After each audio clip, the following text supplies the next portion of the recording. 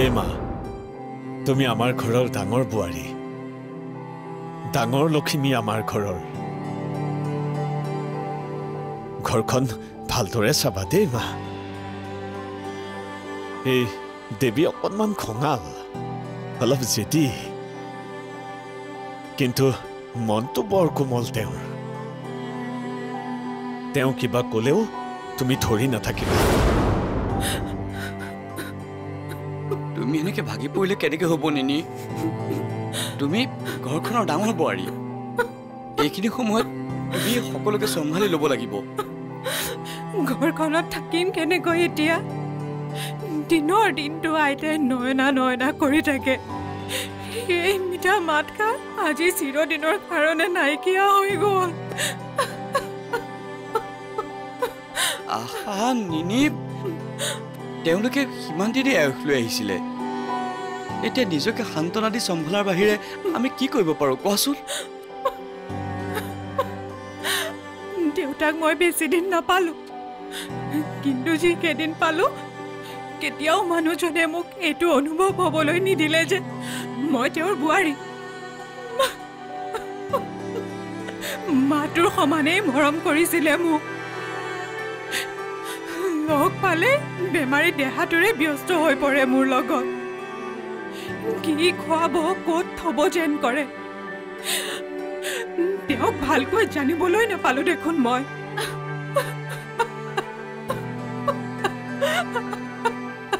ধৈৰ্য ধৰাচোন তুমি অলপ শান্ত হোৱাচোন নিনি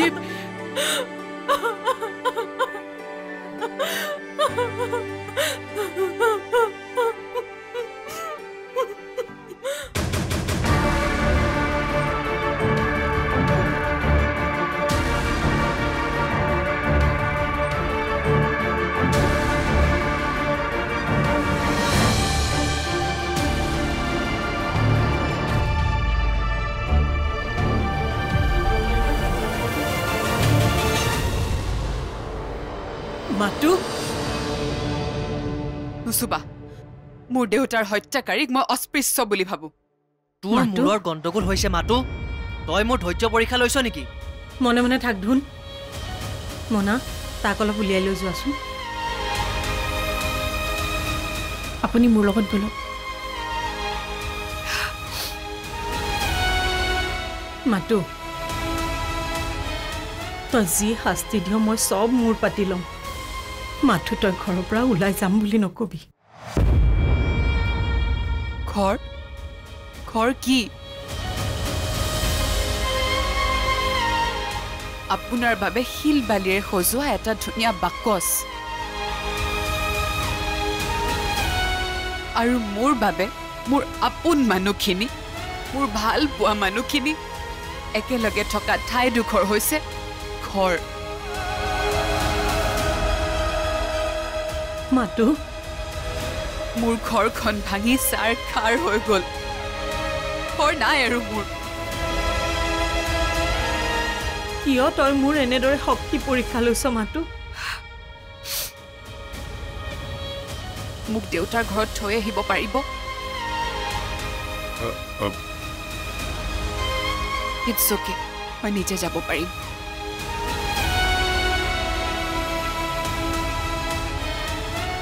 ডোণ্ট ৱৰি আণ্টি মই তাইক বুজাই বঢ়াই ঘৰলৈ লৈ আহিম